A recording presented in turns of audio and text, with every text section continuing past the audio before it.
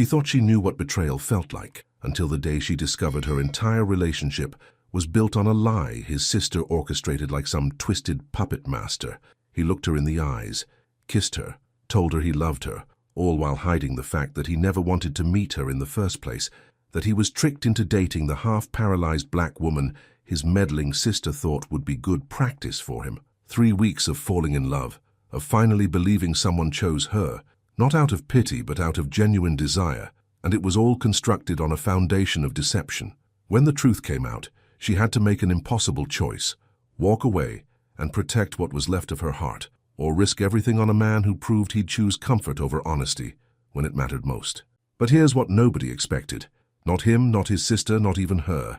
What happened next would test whether love could survive the ashes of lies, or if some betrayals are simply too deep to forgive. Subscribe and comment below if you've ever had to decide whether to trust someone who broke you, because this story is about to take turns you won't see coming.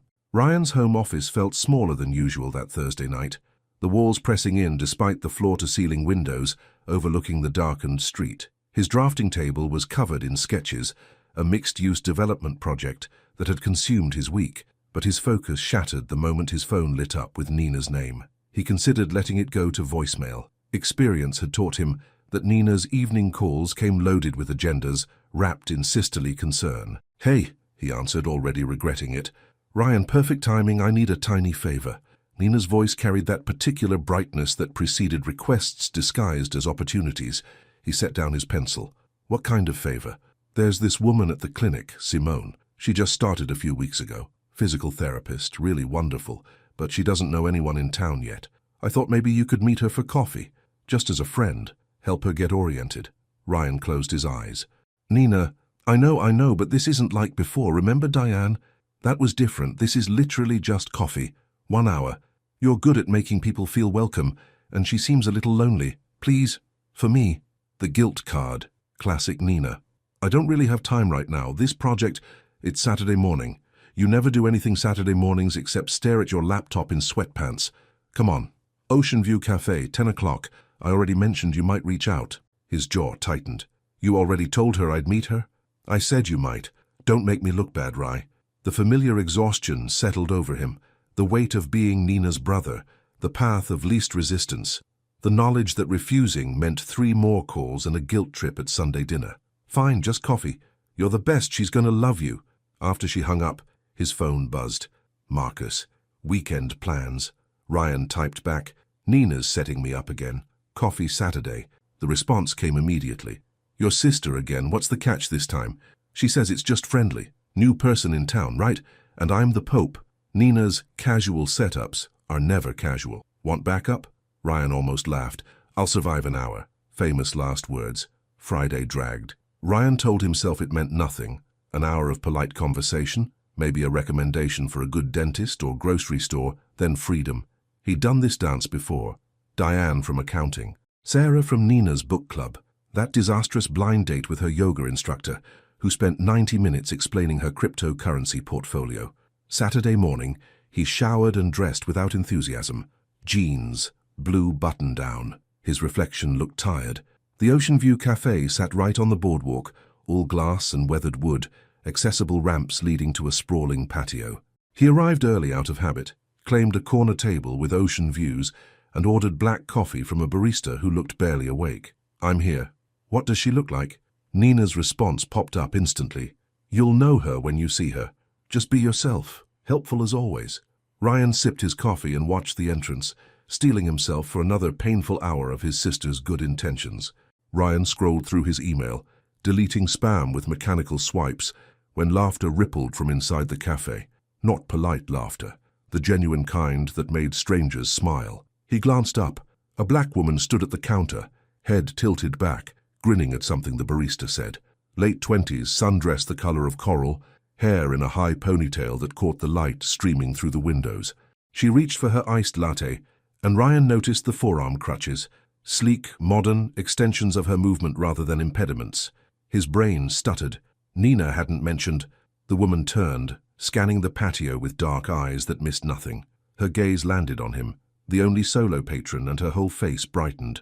"Oh," She crossed the patio with fluid economy, crutches and body working in practiced rhythm. Up close, she was even more striking. Warm brown skin, smile that could power the whole boardwalk. "You must be Ryan." Her voice carried gentle amusement. "Your sister promised you'd be the nervous-looking architect in the corner." Heat crept up his neck. "That obvious?" The coffee death grip was a tell. She extended her hand. "Simone Hayes." Her handshake was firm, confident. Ryan stood, nearly knocking over his chair. "Ryan Castellano, and I'm not nervous, just caffeinated." "Sure." She settled into the opposite chair, propping her crutches against the table with casual efficiency. "So Nina says you're the guy who makes buildings stop being terrible for people like me. I try to design spaces that don't actively hate their users." Revolutionary concept. She sipped her latte, studying him over the rim. "She also said you're chronically single and need more friends." "I'm paraphrasing." Ryan laughed, despite himself. "She has a gift for tactful introductions. My sister's the same. Jada followed me out here because apparently I can't be trusted to survive alone in a new city." Simone rolled her eyes affectionately. "Older siblings. They're convinced we'd die without their interference. Nina still tries to pack my lunches." "You're 32. "Exactly." The conversation shifted, easy as breathing. Simone asked about his current project. Ryan found himself explaining accessible design principles, surprised when she challenged his assumptions about wheelchair clearances based on her PT experience. She described her clinic's layout: terrible sightlines, weird half-steps, doorways that barely met code. "It's like they asked an able-bodied person to imagine disability and gave up halfway through," she said. "That's exactly what happened." They ordered lunch without noticing the transition from coffee to food.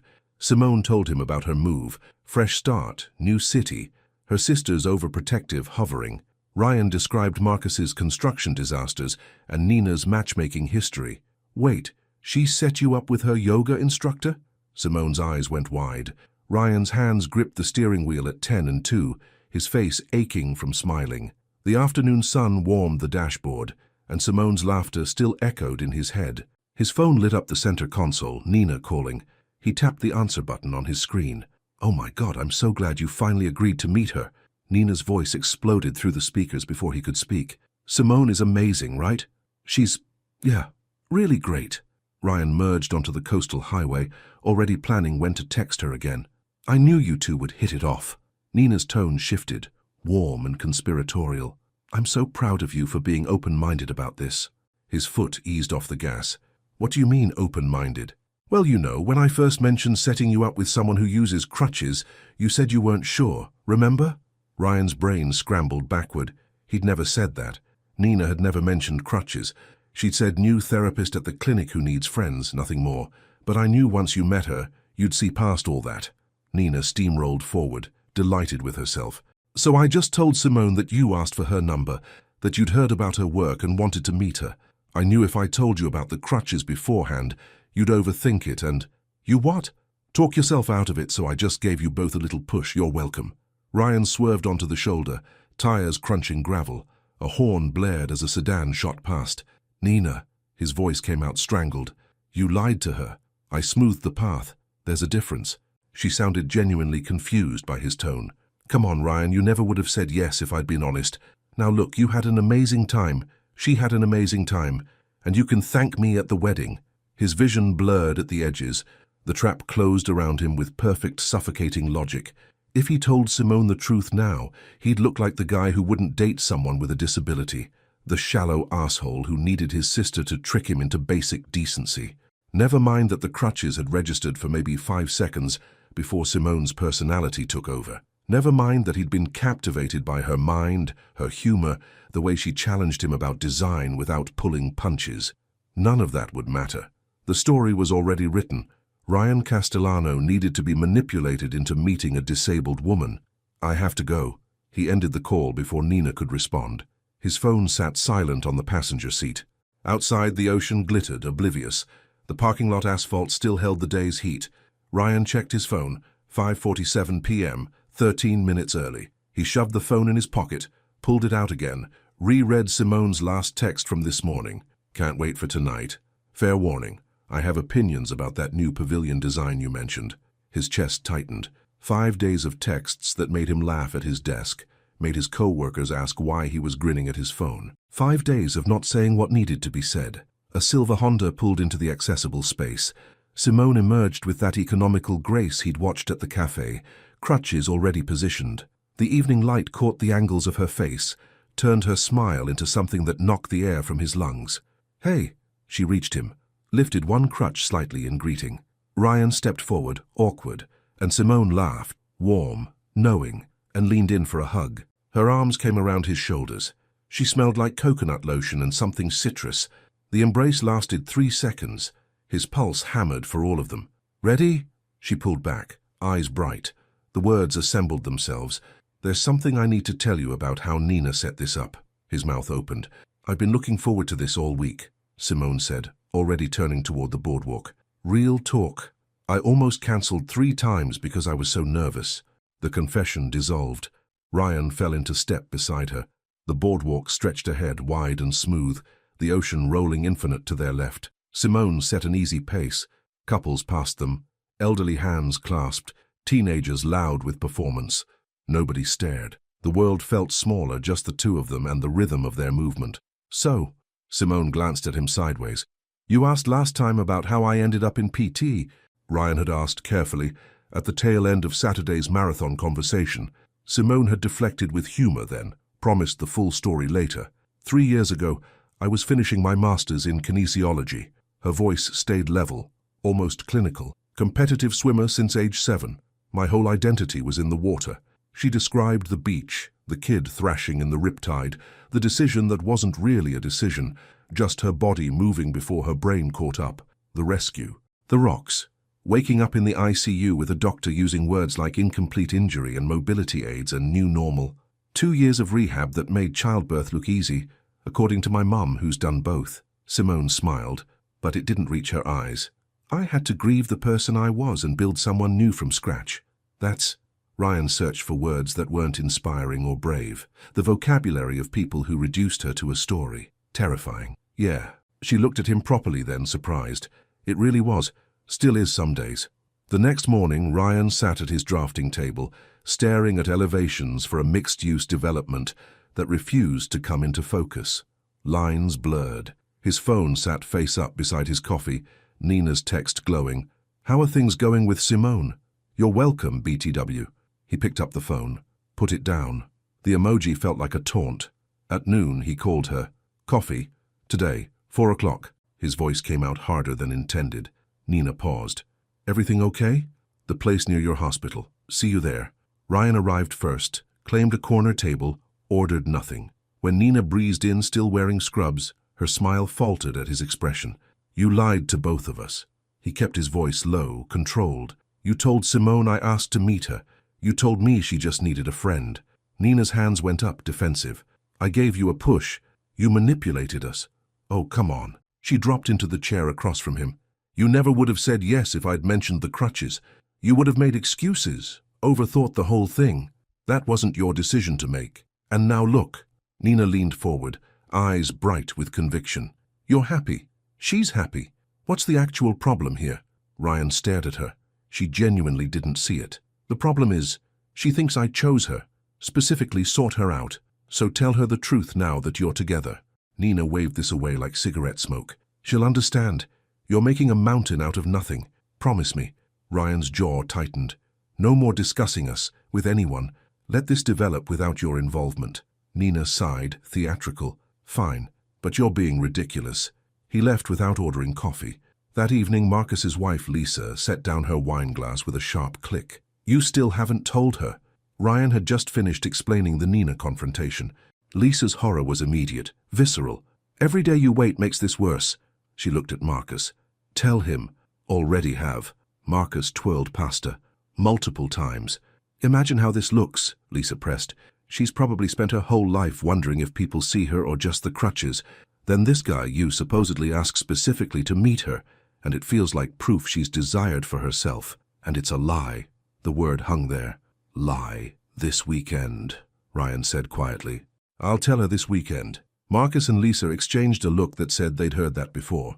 Ryan lay in bed that night, phone glowing in the dark. He typed, "I need to tell you something about how we met." Deleted it.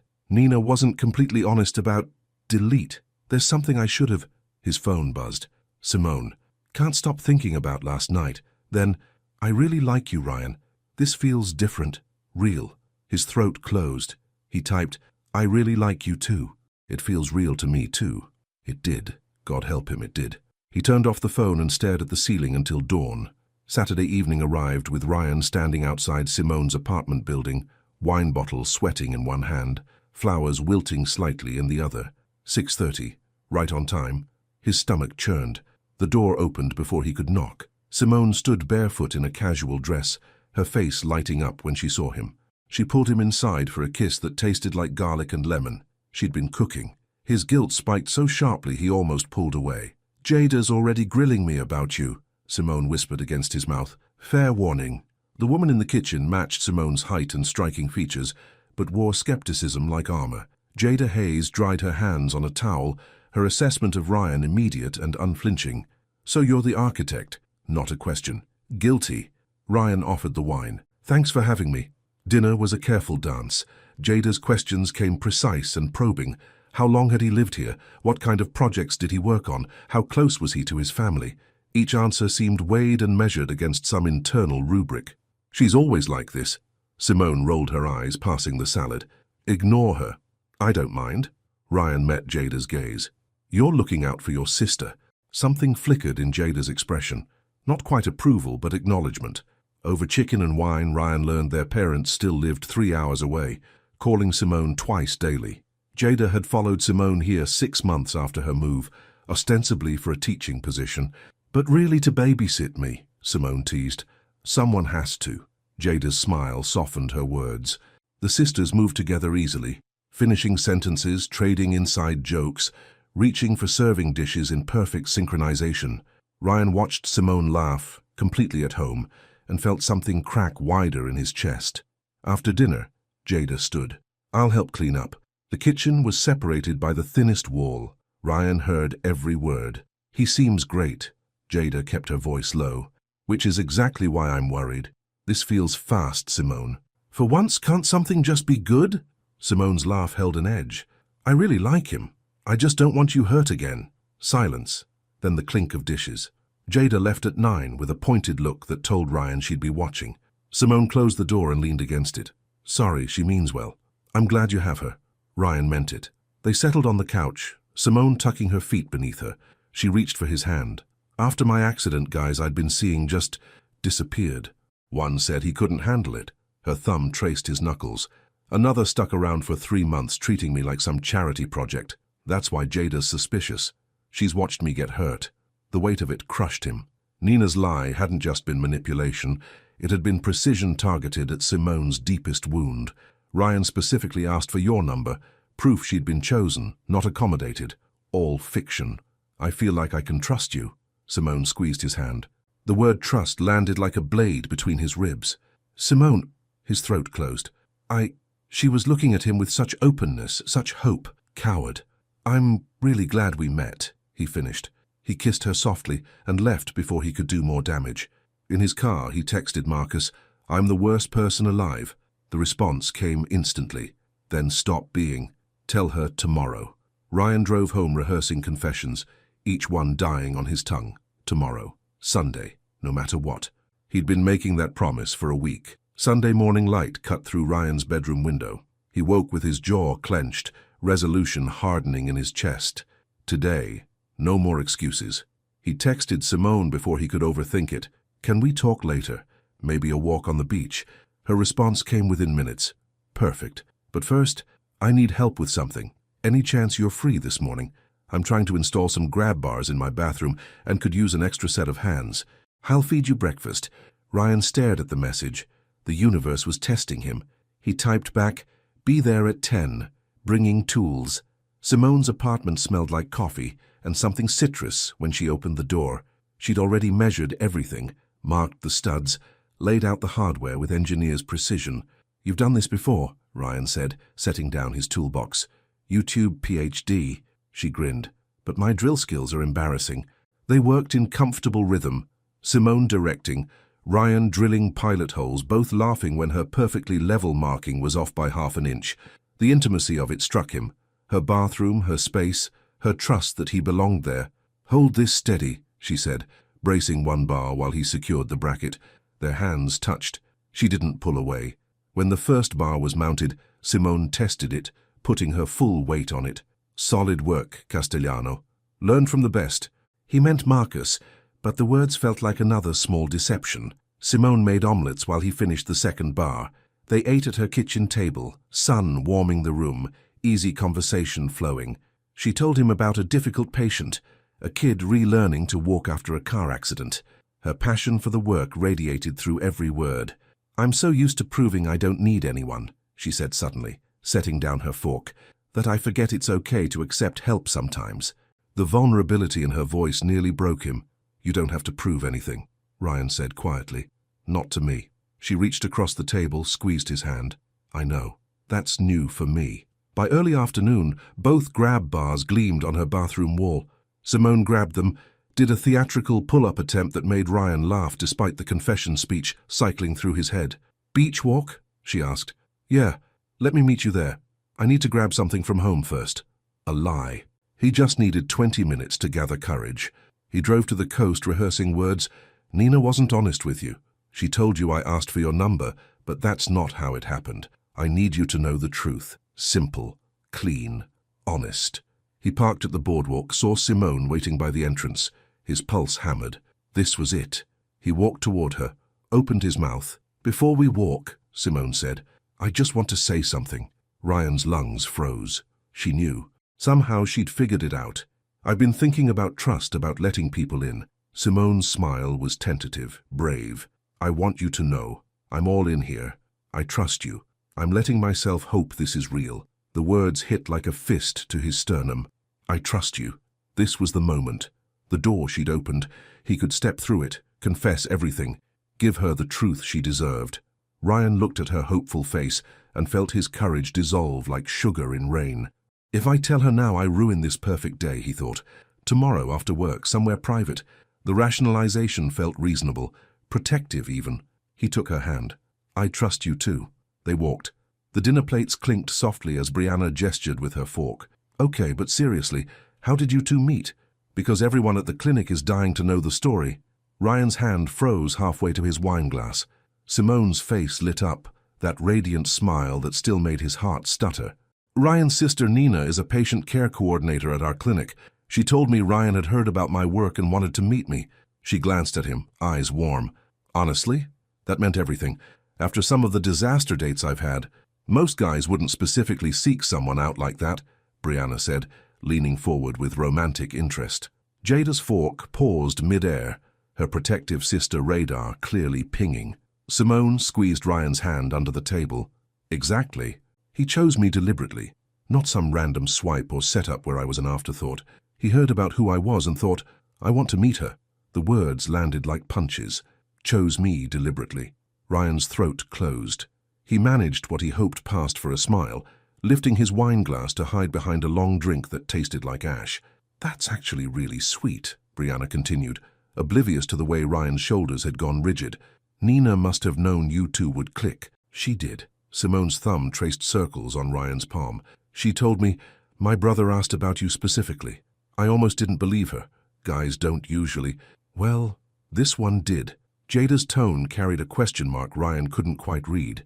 The kitchen felt too small, the walls pressing in. Ryan pushed back from the table with a forced laugh. "Bathroom, be right back." He locked himself in Simone's small bathroom, gripping the sink's edge, staring at his reflection. 2 weeks. 2 weeks of letting this poison spread, watching Simone weave the lie deeper into her understanding of them.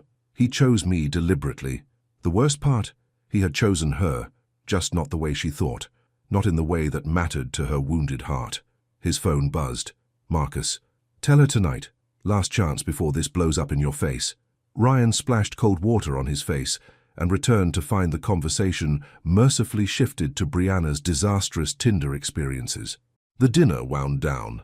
Brianna left first, hugging Simone with promises to grab lunch next week. Jada lingered at the door, her goodbye to Ryan noticeably warmer than previous encounters, almost approving. When the door closed, Simone sagged against it with a happy sigh. "That was perfect. Everyone loves you." Simone. Ryan's voice came out rough. About how we met? Her phone shattered the moment, her mother's name flashing on the screen. Simone's expression shifted to patient resignation. I have to take this. Mom's been worried since Jada mentioned, she answered. Hi, Mom, yes, I'm fine. Ryan stood in the kitchen, washing wine glasses, while Simone paced the living room, her voice soothing. He's a good person, thoughtful, kind. You'd really like him, I promise. 20 minutes of maternal anxiety. 20 minutes of Simone defending their relationship, vouching for Ryan's character, building him up to her worried mother as someone trustworthy. When she finally hung up, exhaustion lined her face. Sorry, she means well, but... Simone shook her head. She's convinced I'm rushing into something that'll hurt me. Ryan's confession died unspoken. She was already emotionally wrung out. Adding his betrayal tonight felt cruel. Cowardice dressed up as compassion. He kissed her goodnight, promised to call tomorrow, and escaped to his car. Sitting in the dark parking lot, head against the steering wheel, Ryan's phone lit up. Marcus. How was dinner? Ryan couldn't bring himself to respond. 2 weeks, 14 days of active, ongoing deception. He'd crossed some invisible line from waiting for the right moment into something uglier, deliberate concealment, letting Simone fall deeper, while the truth waited to destroy everything. The clock was ticking. The explosion was coming, and he absolutely deserved it. The gallery hummed with polite conversation and the clink of wine glasses. Simone stood beside a sustainable housing model, her champagne flute catching the track lighting as she listened to Ryan explain the rainwater collection system. You really love this, she said, watching his hands trace invisible lines in the air. I do. He glanced at her, warmth spreading through his chest, despite the constant low-grade guilt that had become his companion. And I love that you get it. She touched his arm briefly. Go network. I'm fine, I want to look at the sketches over there. Ryan watched her navigate the crowd, the graceful efficiency of her movement, the way people unconsciously made space without making it obvious. Pride swelled in him. She belonged here, in his world, completely at ease. Across the room, David Chen materialized beside Simone. Ryan watched them chat, saw Simone laugh at something David said. Normal networking, nothing concerning. 2 hours later, the gallery had thinned to stragglers. Ryan found Simone near the coat check, slightly tired but smiling. Ready? He asked. More than. She leaned into him as they collected their things.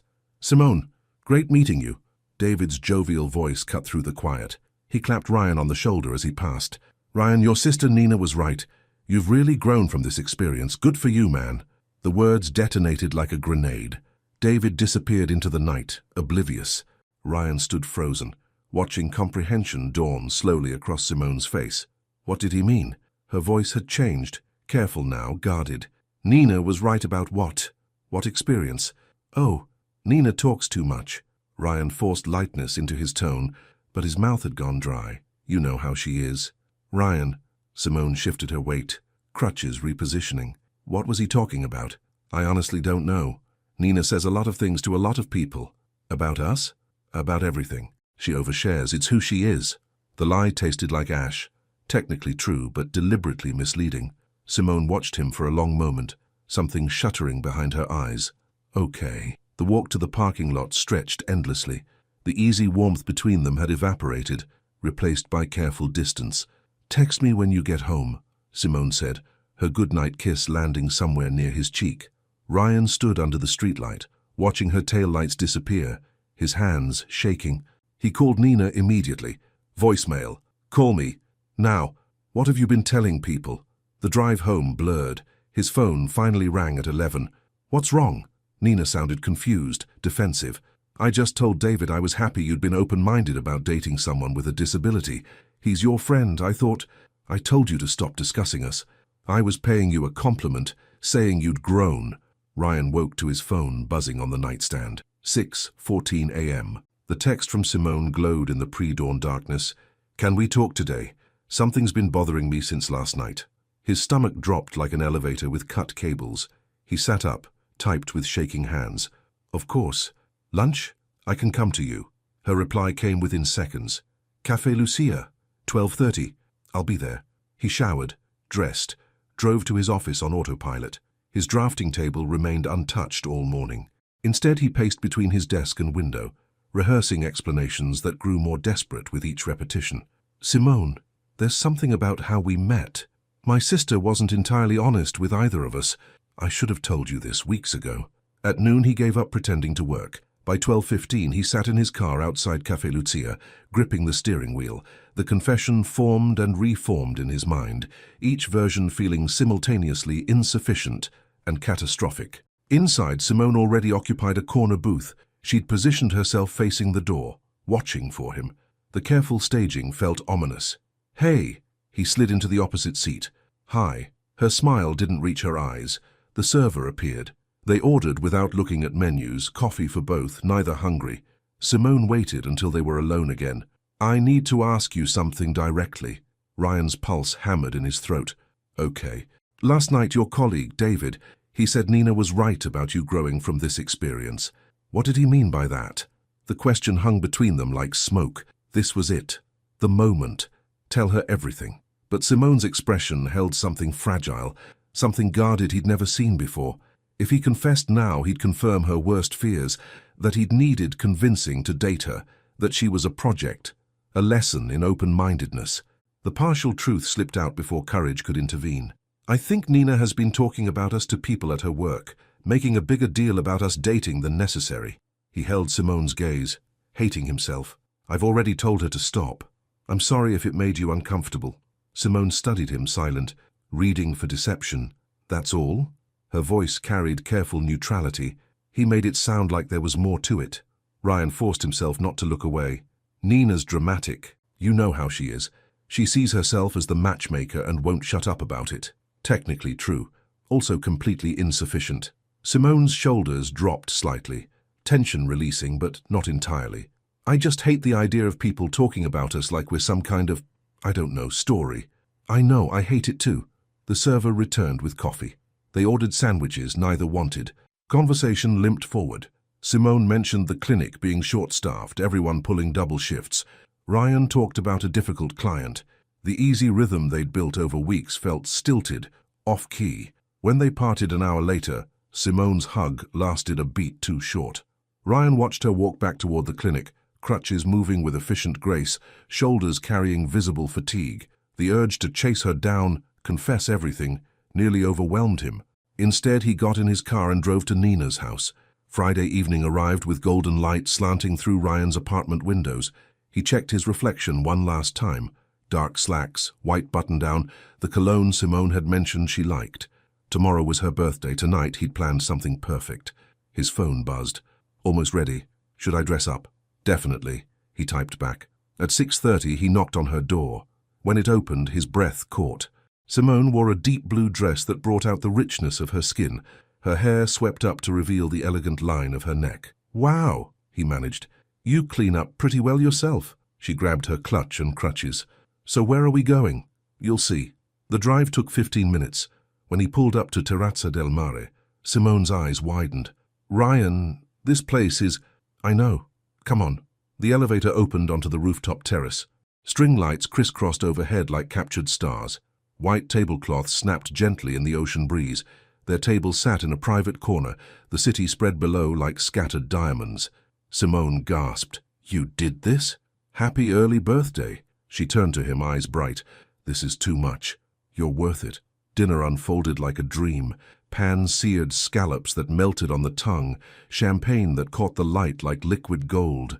Simone talked about a patient breakthrough at the clinic, her face animated. Ryan watched her hands dance through the air as she spoke, memorizing every detail. The week's tension had evaporated. She was here, fully present, laughing at his terrible jokes. Over tiramisu, he slid a small box across the table. "Ryan, you already—" "Just open it." Inside, a silver necklace held a delicate wave pendant that caught the candlelight. Simone pressed fingers to her lips. "It's beautiful. It reminded me of you, the ocean, your strength." She lifted her hair. "Put it on?" His fingers brushed her neck as he fastened the clasp. She turned, touching the pendant. "You're the most fully alive person I've ever known," he said quietly. "You don't let anything diminish you. I'm in awe of you." Her eyes shone with unshed tears. "I'm falling in love with you, Ryan. I think I have been since that first coffee." The words knocked the air from his lungs. Joy and terror warred in his chest. "I'm falling in love with you too." Completely true, completely devastating. She leaned across the table and kissed him. The city blurred. The string lights became distant stars. When they finally pulled apart, the terrace had emptied around them. Monday morning, Ryan was reviewing blueprints when his phone vibrated. Simone's name lit the screen. He smiled, answering immediately. "Hey, I was just—" "Ryan, can you talk?" Her voice stopped him cold. Tight, controlled, wrong. He stood, walking quickly toward the empty conference room. "What's wrong?" The pause stretched too long. "Jada just called me. She ran into Nina at the grocery store yesterday. Every molecule of oxygen left the room. Nina said she was glad the setup worked out." Simone's voice shook now, the control fracturing. "That she was proud of how you've really grown from this experience." Jada was confused. She asked Nina what setup she meant. Ryan's vision tunneled. The walls pressed closer. "Nina told her she'd arranged for us to meet, that she thought you'd be good for me, that you'd initially had reservations." The word hung between them like shrapnel. "Jada called me immediately. She said Nina made it sound like—" Simone's breath hitched. "Like you were reluctant. Like she had to convince you. Is that true?" Ryan's mouth opened, closed. He could spin this, downplay it. But the jig was up, and they both knew it. "Simone, it's complicated. Can we talk in person, please?" Silence, long and terrible. "Just answer the question." Her voice broke. "Did you ask Nina to set us up, or did she trick you into meeting me?" This was the moment. Truth or total annihilation. She didn't tell me about you beforehand. She just said a co-worker needed to meet people in town. But Simone, the second I saw you, so everything was a lie." The words came out flat, final. "You didn't ask to meet me. You didn't hear about my work and seek me out. Nina manipulated both of us, and you've been lying about it for 3 weeks." "I didn't know she'd lied to you until after our first date," Ryan rushed out. "By then, I didn't want to ruin what we had. I should have told you immediately, but I was scared." "You were scared?" Simone's laugh was bitter, broken. "Try being me, Ryan. Try being the person who's been told by multiple men that they can't handle dating someone disabled. Try finally thinking someone chose you deliberately, that you weren't accommodated or pitied, that you were wanted, and now finding out it was all manufactured. That's not fair. I did choose you. Every day after that first date. My feelings are real. I love you. How am I supposed to believe that?" Tuesday afternoon light filtered weakly through Simone's curtains. She sat curled on her couch, phone face down on the coffee table, its silence louder than any ringtone. 23 missed texts, 4 voicemails, 1 handwritten note she'd crumpled and thrown away, then retrieved and smoothed flat again. Jada emerged from the kitchen with tea neither of them would drink. "I knew something felt off. Too perfect, too convenient." Simone pulled the blanket tighter despite the warmth. "That's the thing, he wasn't perfect, he was real." She caught herself. "Or I thought he was." Jada set the mugs down hard enough that tea slopped over the rims. "He lied to you for 3 weeks, Sim. Watched you fall in love while keeping this massive secret. That's not real, that's cowardice." Simone's voice was flat. "I know what it is." What gutted her wasn't the initial setup, Nina's manipulation, Ryan's ignorance, those she could almost understand. What destroyed her was every moment after, every conversation where she'd mentioned trust, being chosen, mattering. He'd looked her in the eye and said nothing. "Remember when I told him about Marcus leaving?" The memory burned. "How some guys disappeared after my accident because they couldn't handle it." He held my hand, said I deserved better. "You do deserve better." He knew, Jada. He knew exactly what I needed to hear, that someone had specifically wanted to meet me, and he let me believe the lie. Every kiss, every "I love you," he was holding this back. Jada moved closer. Maybe his feelings were still genuine, even if the start was wrong. Simone laughed, a broken sound. "How would I know? How can I ever trust that he's with me because he wants to be, not because he feels too guilty to leave after stringing me along this far?" The question hung between them. Her phone buzzed again. Jada reached for it, but Simone stopped her. "Don't. You can't avoid him forever. Watch me." Evening found Simone alone. Jada had left reluctantly, extracting promises to eat something, call if needed, not make any permanent decisions while emotional. Simone scrolled through photos she should delete. The beach walk, Ryan's profile against the sunset, her hand in his, her birthday, string lights and champagne and that look on his face like she was something precious. A casual selfie from last Sunday morning, both of them rumpled and grinning, her head on his bare shoulder. She remembered that morning, how he'd traced her collarbone and said, "I love you," like a prayer. She'd believed him completely. Had any of it been real? Her phone lit up. Another text. I know I don't have the right to ask, but please just let me see you. Let me try to make this right. I understand if you can't forgive me, but you deserve to hear the whole truth. Simone's fingers moved. There's nothing you can say that will change what you did. She stared at the unsent message, deleted it, typed, I need time. Don't contact me. If I decide to talk, I'll reach out. Hit send before courage failed. Powered the phone off completely. Darkness gathered in the apartment. Simone didn't bother with lights. She sat wrapped in her blanket, feeling the full weight of it. Not just Ryan's betrayal, but the confirmation of every fear she'd carried since her accident. That she was tolerable, manageable, someone to feel virtuous about dating. Never simply wanted. The worst part was loving him still. That made everything hurt more. Wednesday evening. Ryan pulled into his parents' driveway at 6:30, engine idling while he stared at the warm light spilling from the dining room windows. 2 days since Simone had told him not to contact her. 2 days of checking his phone every 30 seconds like a junkie. 2 days of working on autopilot while his life crumbled. He could skip this, call in sick, make excuses. Except his mother had already texted twice confirming he was coming, and absence would trigger a wellness check he couldn't handle right now. Ryan killed the engine and walked toward obligation. Nina answered the door. Her hug was tentative, searching his face for forgiveness he didn't have to give. I'm glad you came, she whispered. He moved past her without responding. The house smelled like his childhood. Garlic, tomato sauce, fresh bread. His father stood at the stove in his usual spot, his mother setting the table with the good china. Tom nursed a beer in the corner, and Ryan's cousin Melissa sprawled across the couch, showing his mother college brochures on her phone. Normal. Unbearably normal. Dinner unfolded with practiced rhythm. Pasta arrived in steaming bowls. His father asked about the waterfront project. His mother fussed over whether Tom was eating enough. Melissa complained about SAT prep. Nina stayed quiet, pushing food around her plate. Ryan managed 15 words total. Then his father set down his wineglass and smiled. So when do we get to meet this girlfriend Nina's been telling us about? Ryan's fork stopped halfway to his mouth. His mother beamed. Nina says she's lovely, and what a sweet story. You asking Nina to introduce you?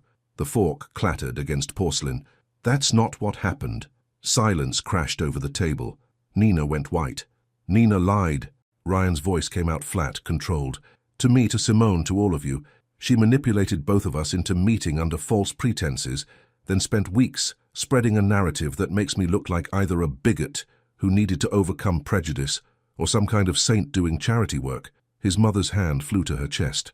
Ryan, what are you... Let me finish. He wasn't yelling. Somehow that made it worse. Nina told me Simone was just a co-worker new to town who needed friends. She told Simone that I'd specifically asked to meet her after hearing about her work. Both lies. Then she told colleagues at my firm that she was proud of how I'd grown, making it sound like dating someone who uses crutches was this huge personal development for me. Nina sobbed into her hands. Tom pulled her against his shoulder, but his eyes were on Ryan, waiting. Her gossip spread. People congratulated me for being open-minded. And when Simone started questioning things, when she heard these comments and got suspicious, I still didn't tell her the truth. I was too much of a coward to immediately correct Nina's lies. His voice cracked. And now I've lost the woman I love because I let her manipulation stand. That's on me. But this started with Nina deciding she knew what was best for everyone and bulldozing over our autonomy. Nina lifted her face, mascara streaking. I thought I was helping. I saw 2 people I cared about who would be perfect together. You didn't do this for us. Ryan stood, chair scraping hardwood. You did it for yourself, so you could be the hero of the story, the matchmaker who brought people together. You didn't care about our consent or honesty. You cared about the outcome you wanted. His father's voice cut through the wreckage. Nina, is this true? She nodded, unable to speak. Ryan grabbed his coat. He couldn't breathe in here anymore, couldn't watch his mother's horrified expression or his father's disappointment. At the door he turned back. You owe Simone an apology, a real one, in writing, so she can process it on her own time. Take responsibility for what you did without centering yourself or your intentions. Nina whispered. Okay. His mother called after him. Ryan, wait, please. He was already gone. In his car, hands shaking against the steering wheel, his phone rang. Marcus. I just blew up family dinner. Good. No judgment, just solid presence. What now? Ryan started the engine. Now I figure out how to prove to Simone that my love was real, even if the beginning was wrong. He drove home through dark streets, something like purpose settling in his chest.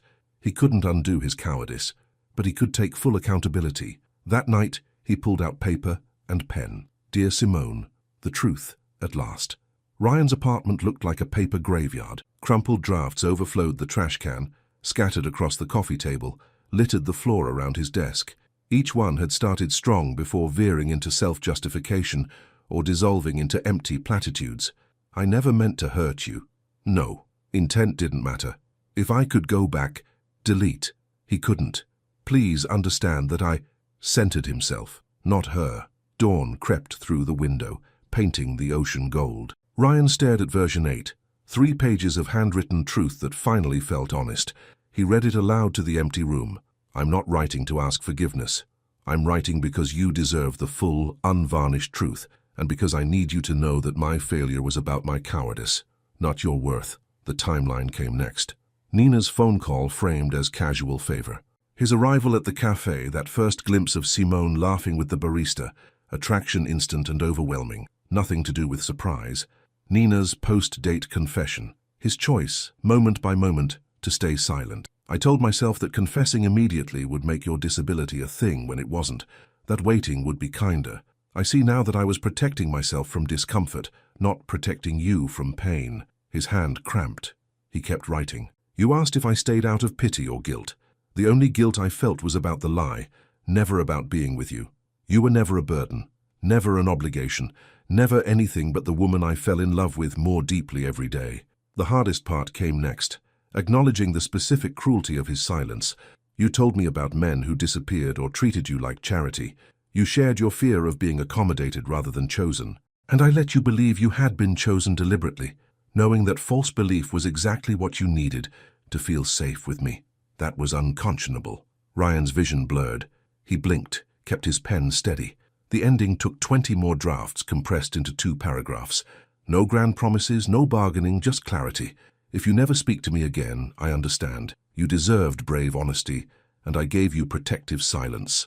But know this, you are worthy of real, intentional love, not despite your disability, but as the whole remarkable woman you are. My love for you was genuine from the moment I met you, and if you decide to give me another chance, I will spend every day proving that I choose you, deliberately and completely, not because I have to, but because I get to. He signed it, sealed it, stared at the envelope.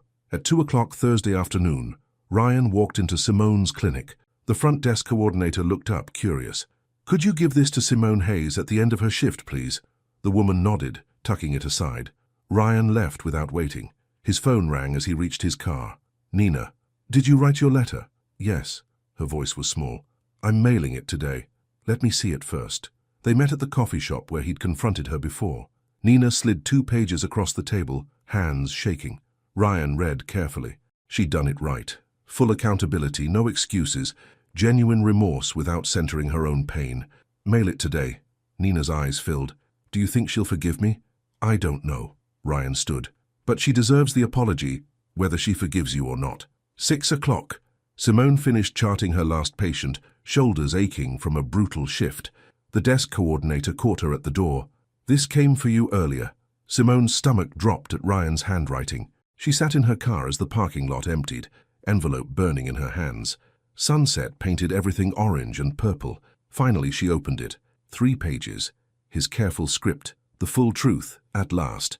Tears came halfway through the first page. By the end, she was sobbing. Anger and grief and something else tangled together. He'd hurt her, deeply. His apology was real, complete. She still loved him. She didn't know if love was enough. Simone folded the letter carefully, placed it in her bag like something fragile. She drove home through blurred streets, carrying the weight of a decision she wasn't ready to make. Simone woke to grey light filtering through her bedroom curtains. Ryan's letter sitting on her nightstand like evidence at a crime scene. She'd read it 3 times. Once in her car outside the clinic, tears blurring the ink. Once at midnight, curled on her couch with chamomile tea gone cold. Once at 3 a.m. when sleep refused to come, her mind circling the same questions without answers. She reached for her phone and texted Jada, "Can you come over?" The response came immediately. "On my way." Jada arrived 40 minutes later with a cardboard carrier of coffee and a bag of pastries from Simone's favorite bakery. She took one look at Simone's face, puffy eyes, hair uncombed, still in yesterday's clothes, and set everything on the kitchen counter. What happened? Simone handed her the letter without speaking. Jada settled onto the couch, reading carefully while Simone stood at the window, watching joggers pass on the street below. Normal people doing normal things, not trying to decide whether to trust someone who'd already broken their heart. When Jada finished, she folded the pages carefully and placed them on the coffee table. "What are you thinking?" Simone turned from the window. "He's right. About all of it. He was a coward. He chose his comfort over my right to know the truth. He let me believe I'd been specifically chosen, when that was my exact vulnerability." "Yes. But—" Simone moved to the couch, pulling her knees to her chest. "I also believe his feelings were real. I was there, Jada. I felt what we had. That connection wasn't manufactured." Jada poured coffee into 2 mugs, added cream to Simone's the way she liked. "So what do you want to do?" "I don't know." Simone wrapped her hands around the warm mug. "Part of me wants to protect myself by walking away clean. The other part wants to fight for what we had, or could have. The question," Jada said quietly, "is whether you can trust him again." "Exactly." Simone sipped her coffee. "Can we build something real on a foundation that started with lies?" They talked for hours. Jada asked hard questions. Simone answered honestly, working through her tangled feelings aloud. The betrayal, the anger, the stubborn love that refused to disappear just because it hurt. Around noon, Jada surprised her. "I don't think he's a bad person." Simone blinked. "Really? You've been suspicious since day one." "I have, and I was right that something was off." Jada met her eyes. "But I think he made bad choices out of fear, not malice. The question is whether he's capable of making better ones now." Saturday afternoon, 1:45 p.m. Ryan arrived at the beach boardwalk 15 minutes early, anxiety making punctuality impossible. He sat on the bench where they'd shared their first kiss, ocean stretching grey and endless before him, the overcast sky pressed down heavy with possibility. At exactly 2 p.m., Simone appeared from the parking lot, his heart clenched. She wore jeans and a faded t-shirt, hair pulled back, expression unreadable. When she reached the bench, they exchanged careful greetings, polite words between strangers, not lovers. They sat with deliberate space between them, both facing the water.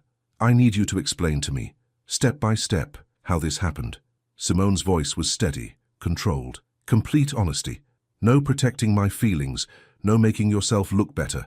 The actual truth." Ryan took a breath and laid it out chronologically. Nina's initial call, presenting it as a casual favor. His arrival at the cafe, spotting Simone, immediate attraction before he even noticed the crutches. The 3 hours of effortless conversation. Nina's post-date confession. His cowardly decision to stay silent. "When did you know I believed you'd asked for me specifically?" "On our second date, when you thanked me for wanting to meet you. That's when I knew for certain." "And you said nothing." "I said nothing." Ryan forced himself to hold her gaze. "I told myself I'd find the right moment, but I was lying to myself. There was no right moment, only necessary ones that I let pass." He walked her through each missed opportunity. After their first kiss, meeting Jada, the bathroom installation morning, her birthday when she told him she loved him, and he'd swallowed the truth along with his response. "Every time I chose silence, I was choosing my comfort over your right to the truth." Simone's jaw tightened. "The worst part is that I felt so safe with you. You listened when I talked about my fears of being accommodated or pitied, and I thought you understood. And all the while, you were literally accommodating a lie because you were too afraid to deal with the fallout. You're right, I failed you completely." They sat in silence, watching waves crash against the shore. Salt air carried the cry of gulls. "How do I know you're not just too guilty to leave? That this whole thing isn't obligation?" Ryan met her eyes directly. "You don't. I can tell you I'm not, and it's true, but I've lost the credibility to make you believe it. I can only prove it through time and action, if you give me that chance." Sunday morning, Ryan woke with grim determination. Simone needed time and space. He'd give her both. But words alone wouldn't rebuild trust. Action would. He texted Marcus. "Coffee? Need advice." They met at 10 at their usual spot. Marcus listened as Ryan recapped yesterday's conversation, then asked, "What are you going to do?" "Show her through actions that I choose her, not grand gestures or pushing. Consistent, quiet proof that she matters to me whether we're together or not." Ryan began what would become a week-long pattern of care from a distance. He learned from Brianna, Simone's PT colleague, carefully asked without revealing details, that the clinic had been severely short-staffed. Simone was working 10-hour days. That evening, Ryan prepared a care package, Simone's favorite tea, a high-quality heating pad for the muscle soreness he knew she experienced after long shifts, healthy, pre-made meals from a service she'd mentioned wanting to try, a handwritten note, no response needed, just want you to be okay. On Monday morning, before work, he dropped it at the clinic's front desk, asked the staff to give it to Simone, didn't wait around, didn't ask about her. Tuesday, fresh flowers and a book she'd mentioned wanting to read, left the same way. Wednesday, a gift card to her favorite coffee shop with enough credit for 2 weeks of lattes. He never asked for acknowledgement, never lingered, never put pressure on her to respond. Thursday evening, Marcus visited Ryan's apartment and found him researching adaptive equipment improvements, not for Simone specifically, but for a pro bono accessible community center project he'd started. Is this for her? No, it's because of her. She's made me think differently about design, about who spaces are built for. Win her back or not, that's a permanent change. Friday afternoon, Ryan was at his firm working on the community center design when his phone buzzed. Unknown number. Brianna, I don't know what happened between you two, but I wanted you to know, she noticed. The care packages, she cried when she got the tea. I probably shouldn't tell you this, but I think she's working through something. Don't give up. Ryan stared at the message, hope and fear warring in his chest. He didn't respond to Brianna, maintaining appropriate boundaries, but allowed himself cautious optimism. That evening, he prepared another small package for Monday delivery. Not because he expected immediate change, but because loving someone meant caring about their well-being regardless of whether they loved you back. He was learning what genuine, non-transactional care looked like. As he sealed the package, his phone buzzed. Simone, thank you for the care packages. You didn't have to do that. Ryan's heart raced. He responded carefully, I know I didn't. I wanted to. You've been on my mind. Long pause. You've been on mine too. Ryan didn't push. Get some rest. I hope work gets easier. A simple heart emoji came back.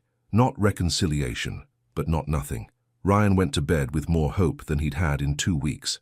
Saturday morning, 1 week after the beach conversation, Simone sat in her living room with Jada and Brianna, coffee growing cold in their mugs. The care packages Ryan had been leaving lined her kitchen counter. She hadn't known what to do with them. Brianna set down her cup. I need to tell you something. Ryan's been coming to the clinic every day this week, drops off the packages and leaves immediately. Doesn't ask about you, doesn't linger, doesn't try to use the staff as intermediaries, just leaves them and goes. Simone's chest tightened. The consistency without expectation, care without pressure. Thursday I saw him in the parking lot before he came in. Brianna continued. He sat in his car for 10 minutes, just staring at the package on his passenger seat.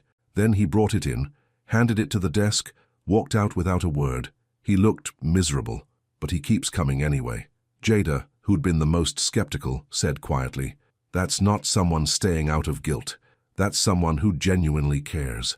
Simone was silent, processing. Finally, I've been so focused on the betrayal, which was real and hurt like hell, that I haven't let myself remember what was real before the truth came out. What was real was everything. The way he looked at me, the conversations, the comfort. I don't think you can fake that level of connection. Brianna leaned forward. I've watched you navigate dating after your injury. I've seen guys treat you like inspiration porn or like a project. I've never seen anyone treat you the way Ryan did, like you were just you, fully you. Disability not ignored but not centered either. Jada added reluctantly, I hate that he lied, but his letter was real accountability. And these packages. He's not doing them for show or credit. He's just taking care of you because he cares. But how do I know he won't choose comfort over hard truth again? Simone's voice cracked. How do I trust that next time he won't just stay silent? You don't know, Jada said. That's what trust is, choosing to believe without certainty. The question is whether he's worth that risk. After they left, Simone sat alone.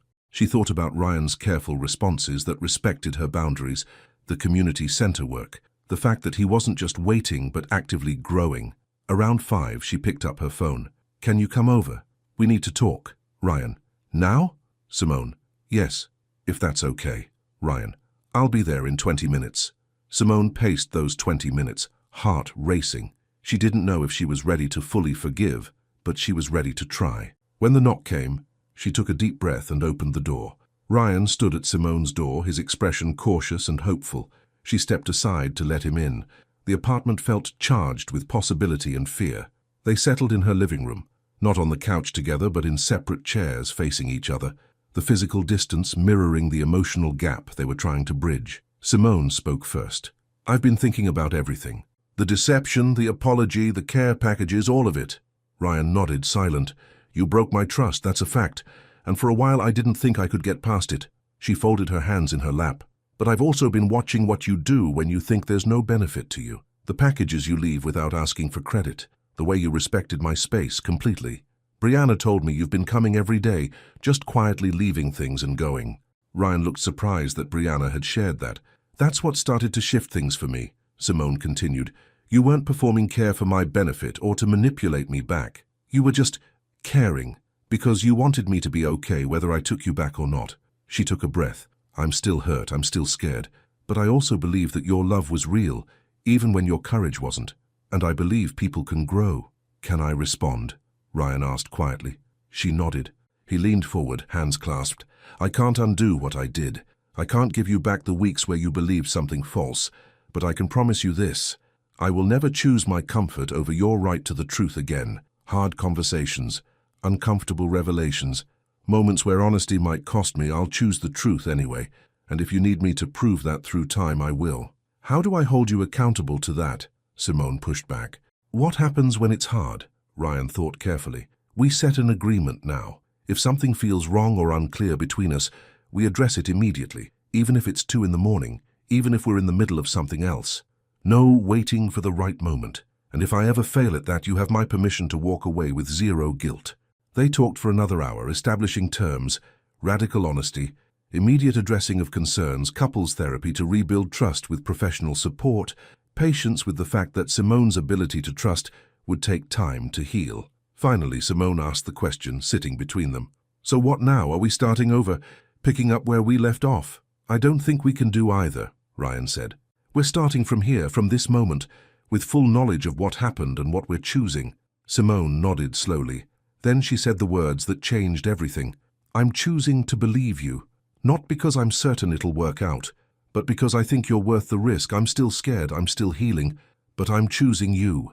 Ryan's eyes filled with tears. "I'm choosing you too, every day. Not because I have to, because I get to." For the first time in 2 weeks, Simone crossed the space between them and took Ryan's hand. It wasn't a kiss, not a dramatic reconciliation, just a simple touch that said, "We're trying." And for now, that was enough. 3 weeks had passed since Simone and Ryan decided to try again. Wednesday evening found them in their first couples therapy session with Dr. Patricia Chen, a woman in her 50s whose warmth didn't soften her directness. The office had soft lighting, comfortable chairs arranged in a triangle. Dr. Chen asked them each to share their perspective on what they were working to rebuild. Ryan went first, acknowledging his failure and his commitment to transparency. Then, Simone shared her fear and her choice to trust despite it. Dr. Chen nodded thoughtfully. "The work ahead isn't about forgetting what happened. It's about building something stronger because of what you learned." The reality of rebuilding trust wasn't smooth or linear. Some days were good. They had dinner at Ryan's apartment and laughed like they used to, the ease slowly returning. Simone teased him about his obsessive labeling system for architectural samples. Ryan stole bites from her plate when she wasn't looking. Other days were hard. Tuesday afternoon, Simone texted Ryan a question and didn't hear back for 2 hours. By the time he responded, she'd spiraled into fear that he was hiding something, avoiding her, lying again. They had to talk through it, Ryan patient, showing her his phone, his calendar, the meeting notes that explained his silence. "I wasn't ignoring you," he said quietly. "I was in a client presentation with my phone on silent." Simone felt foolish, but Ryan squeezed her hand. "Don't apologize for needing proof. I earned that." They implemented their agreement religiously. When something felt wrong, they addressed it immediately. One evening, Ryan was frustrated about work, but didn't want to burden Simone. He started to say, "I'm fine," but caught himself mid-word. "Actually, no." He set down his coffee. "I'm stressed about a project deadline and was about to pretend I wasn't. Can we talk about it?" This small moment of choosing difficult honesty over comfortable deflection meant everything to Simone. Mid-month, Nina reached out to Ryan asking if she could apologize to Simone in person. Ryan brought it to Simone immediately. "What do you want?" "I'll support whatever you decide." Simone thought about it for 2 days, then agreed, not for Nina's sake, but because she wanted closure. They met at a neutral cafe. Nina, Tom, Ryan, and Simone at a corner table. Nina's apology was brief and genuine. "I violated your autonomy because I thought I knew best. I was wrong, and I'm sorry. I hope you both can heal, whether that includes forgiving me or not." Simone accepted the apology but set a clear boundary. "I appreciate this, but going forward, I need distance. Maybe in the future that can change, but right now, I need space from you." Nina nodded, accepting the consequence. Tom thanked Simone for giving Nina the chance to apologize. They parted civilly, but not warmly. Appropriate, given the circumstances. Later that week, Ryan and Simone returned to the beach boardwalk. The site of both their second date and their painful reckoning conversation. They walked at sunset, the same path they'd taken that first magical night. Simone stopped at the bench where they'd had their honest conversation weeks ago. "I want to tell you something." She turned to face him. "I'm not fully healed yet. There are still moments where I'm scared you'll lie to protect my feelings or avoid conflict, but those moments are getting fewer, and I can feel myself trusting you more each day." Ryan took her hand. "That's all I can ask for, time and proof." Simone smiled. "You're giving me both." They sat together on the bench, watching the sun paint the sky orange and pink. For the first time since the truth came out, Simone leaned her head on Ryan's shoulder, a gesture of trust that made Ryan's chest tight with gratitude. They sat in comfortable silence, healing happening quietly in the space between them. Saturday morning, about a month after reconciliation. Ryan met Marcus at his construction site, a historic building renovation project in the Arts District. They'd maintained this Saturday tradition for years, Ryan helping with manual labor, Marcus teaching him practical skills, architecture school never covered. They worked side by side, Marcus explaining load-bearing considerations, while Ryan assisted with demolition of a non-structural wall. The rhythm of physical work was meditative, familiar. During a water break, Marcus wiped sweat from his forehead and asked, "So how are things, really?" Ryan knew he meant with Simone. "It's hard sometimes." Ryan twisted the cap on his water bottle. "Not because we don't love each other, but because I broke something fundamental and we're trying to rebuild it. Some days she looks at me, and I can see her wondering if I'm hiding something. It kills me." Marcus nodded, letting the silence breathe. "That's the cost of what you did," Marcus said finally. "Not the losing her, you got lucky there. The cost is living with the knowledge that you caused that doubt and being patient while she heals from it." Ryan accepted this truth. He'd earned every moment of her suspicion. "But here's what I've learned from being married," Marcus continued. "Trust isn't just built once.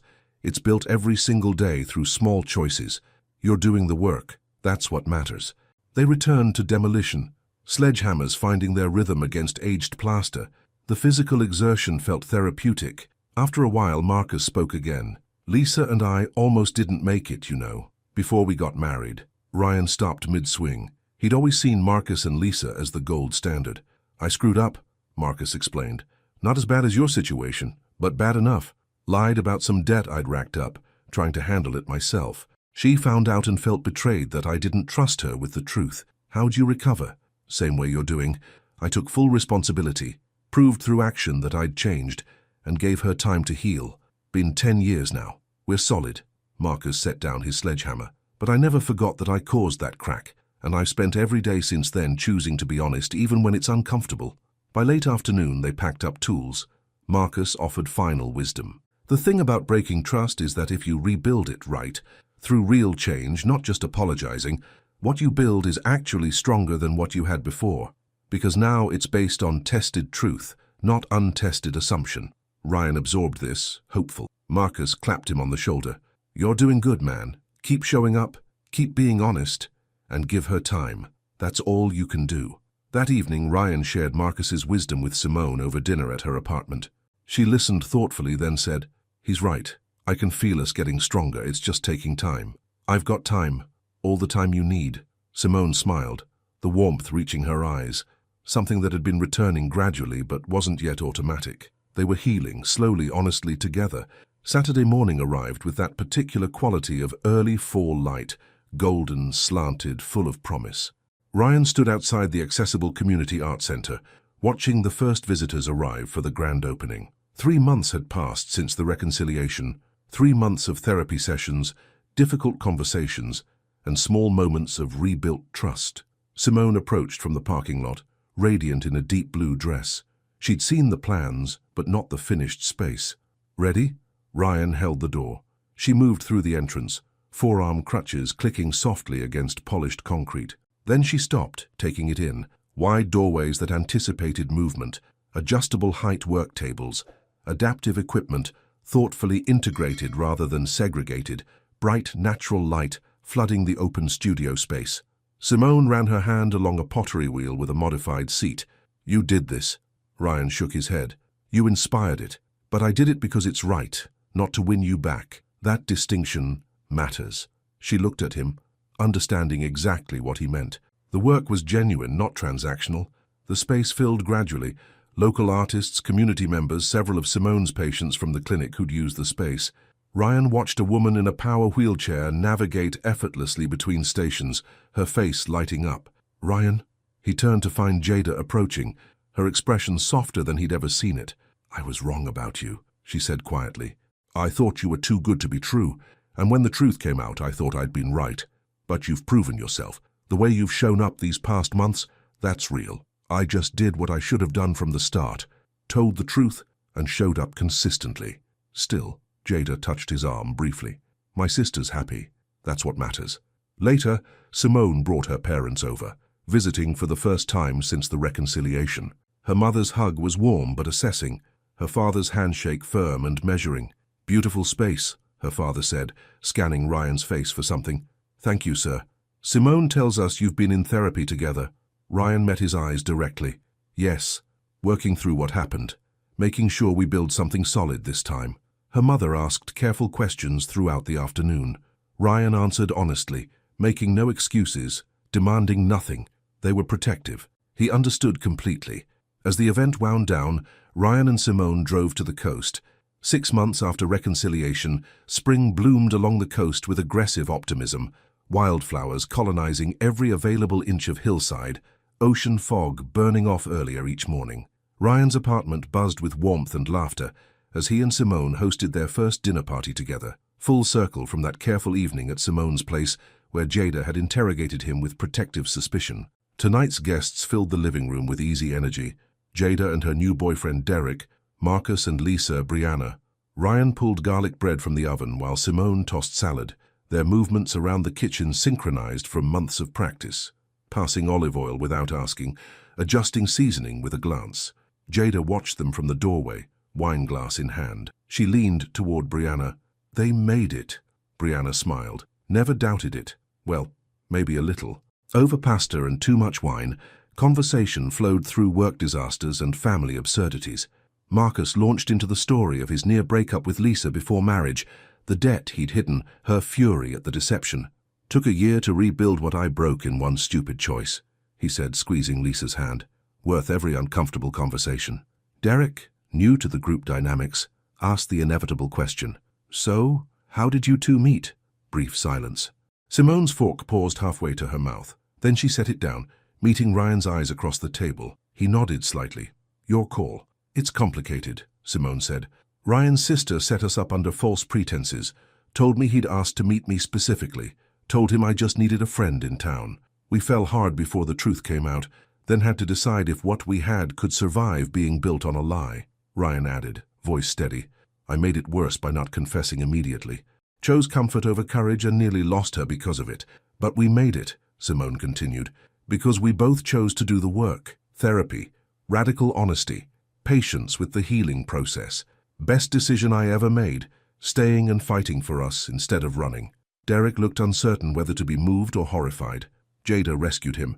"They're stronger for it now. Trust me, I was skeptical as hell, but they've proven themselves." The vulnerability deepened rather than dampened the mood. Lisa shared her own story of almost divorce 3 years in. Brianna admitted she'd sabotaged 2 good relationships out of fear. The evening became less performance, more confession, the kind of connection that only happens when someone risks truth first.